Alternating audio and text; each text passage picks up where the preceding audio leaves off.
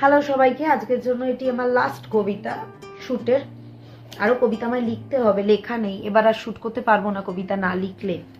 তো আবার কদিন ধরে বসে বসে আমায় কবিতা লিখতে হবে, তারপরে আমি শুট করব। বুঝতেই পাচ্ছেন এক নাগাড়ে এইভাবে না বসে থাকাটা আমার ওটির পরে একটু প্রবলেমেটিক। আর যাদের সিজার হয়েছে তারা তো জানেনি যে এক নাগাড়ে একভাবে বসে থাকার প্যাটার্নটা আমাদের কতটা কষ্ট সহিষ্ণু আমাদের জন্য। কোমর ফোমর প্রচণ্ড ধরে গেছে, গলা ধরে গেছে, আর মানে লিটারালি পারছি না। তো এটা আমার লাস্ট আজকের জন্য কবিতার শুট। আজকের কবিতা হচ্ছে পুতুল। আমরা সবাই পুতুল রে ভাই, আমরা সবাই পুতুল। আসল কথা কি জানিস রে ভাই, আসল কথা কি জানিস রে ভাই, পুতুলের ঠাসায় পৃথিবী, জায়গা নেই কো এক চুল। তার আবার কত জাত কত কল, কত জাত কত কুল, সবেরই রচয়িতা ভগবান, এই কথাটাই মূল। সবাই দেখেছি একটা না একটা সময় পুতুল খেলা, কখনো খেলেছি নিজেরাও, কিন্তু সব থেকে ভালোবাসার পুতুল খেলা যেটায় বাঁধা থাকে সুতো, গল্প কাহিনী বর্ণিত হয় যেভাবে, দেখিয়ে পুতুল খেলা সেখানে যেখানে বসে গ্রাম্য মেলা।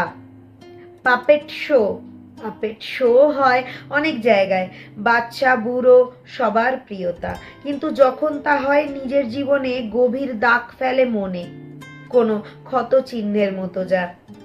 সেই শোয়ের স্টেজ গল্প বর্ণিত রিয়েল লাইফ ক্যারেক্টার্স, তাদের ভালো মন্দ ওঠা পড়ার জীবন কাহিনীর রচয়িতা একজনই, সে ওপরওয়ালা। যাতে ওয়ান সাইডেড নির্দেশ থাকে, ওয়ান সাইডেড স্ক্রিপ্ট হয়, যা সব সময় ভালো নয়, কিন্তু করার নেই কিছুই, কারণ আমরা প্রত্যেকেই মানুষ নামের পাপেট। তাই আমাদের ভোগ করতেই হয় এই জ্বালা। ডায়লগ ডেলিভারি থেকে ডাইরেক্টর সবই এক, যাতে আমরা কেউ প্রকাশ করার অধিকার রাখি না দ্বিমত। পার্টটি করায় আমাদের থাক বা না থাক ন্যাক, করার কোনো উপায় নেই, পরিস্থিতি না হ্যান্ডেল করে ব্যাক। সমস্ত প্রাণীকুলের সব জীবই তার হাতে সৃষ্ট পাপেট বা পুতুল, যাই বলো। কথায় আছে তার ইচ্ছের বিরুদ্ধে নড়ে না গাছের পাতাও, তাই করতে খানিক বাধ্যই আমরা তার দেওয়া রোল, তাতে যতই থাকুক ঝোল। তাই আমাদের জীবনের গন্তব্য আনমোল, তাই নির্দ্বিধায় তাই মানি চলো। তাই তো বলি পুতুল সে তো আজকের নয়, আর আবার অনেক অনেক অনেক ভেরিয়ে অনেক তার আবার অনেক ভেরিয়েশন, কখনো তার সাথে খেলার সাথী হিসেবে জড়িয়ে থাকে বহু ইমোশন। প্রিয় কিছু মনমাফিক কিছু পেলে যেমন প্রফুল্লিত হয় প্রাণ, ঠিক তেমনি মন্দ বা অপ্রত্যাশিত পুতুল ক্যারেক্টার প্লে করলে মুখ মন দুই হয় ম্লান। ধন্যবাদ। আজকের জন্য কবিতার শুট আমি এখানেই এন্ড করব। তার আগে দুটি কথা বলি।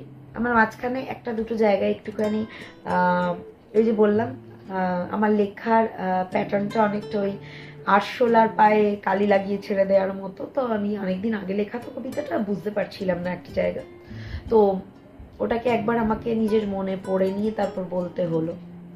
তখন আমি বুঝতে পারলাম আমি কি লিখেছি।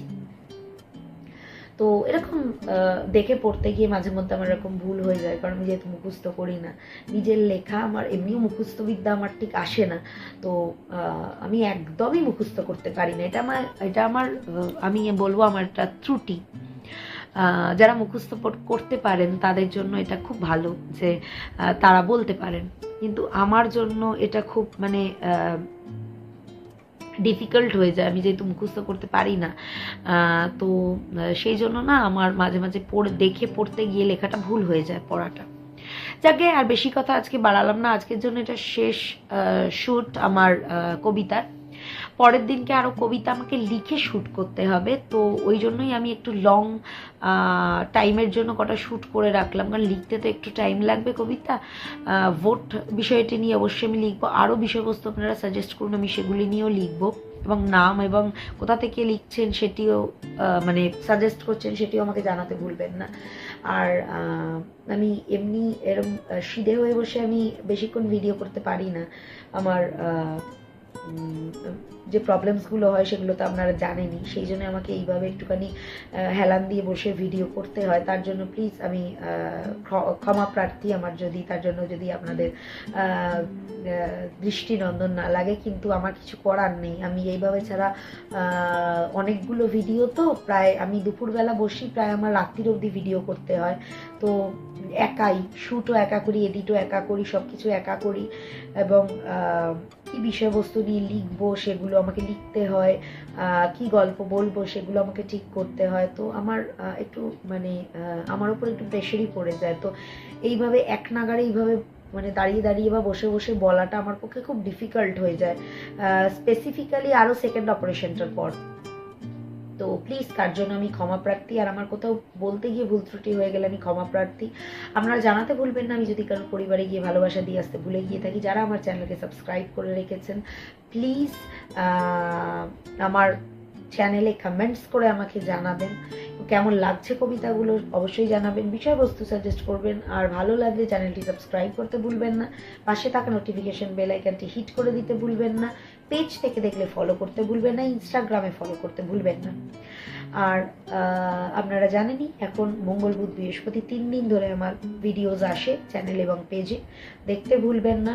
এবং আবারও বলছি, ফলো আর সাবস্ক্রাইবটা অবশ্যই করবেন। আপনারা দেখেন আমি দেখি, বাট আপনারা সাবস্ক্রাইব যদি করে রাখেন সেটি আমার একটা মোটিভেশন তো বটেই, এবং আজকালকার দিনে ডিজিটাল ক্রিয়েটর হিসেবে সেটার যে কতটা মূল্য সেটা তো আশা করি সবাই জানেন, সেটা নতুন করে বলে দেওয়ার কিছু নেই। আর আমার কোনো তাতে অসুবিধা নেই, আপনারা দেখছেন আপনারা না করলেও চলবে এ কথা আমি কখনোই বলবো না, কারণ আপনারা জানেন এটা আমাদের ক্রিয়েটরদের কাছে কতখানি গুরুত্বপূর্ণ। এটা মোটিভেশন বুস্ট করা শুধু নয়, আমাদের ক্যারিয়ারের জন্য গুরুত্বপূর্ণ। কাজেই আমি এই ধরনের মিথ্যে কথা বলবো না, আর ওই ধরনের হেয়ালি করে কথাও বলবো না, আমি যা বলি ডাইরেক্ট বলি। আমি জানি হয়তো আমার মতের সাথে সবাই একমত নন, বা এত ডাইরেক্ট কথা অনেকেই পছন্দ করেন না, কারণ মানুষ তো আমরা আফটার অল সুগার কোটেড কথা অনেকেরই পছন্দ, তো কিন্তু তবুও আমার স্বভাবগত দোষ হয়তো এটা। কাজেই আমার মনে হয় এইভাবেই আমরা একে অন্যের পাশে ডিজিটালি যদি থাকি তো সেটা একটা আমাদের প্রত্যেকের জন্যই ভালো। তো অবশ্যই জানাতে ভুলবেন না, নেক্সট আবার ভিডিও নিয়ে চলে আসবো। আজকের জন্য টাটা, ধন্যবাদ।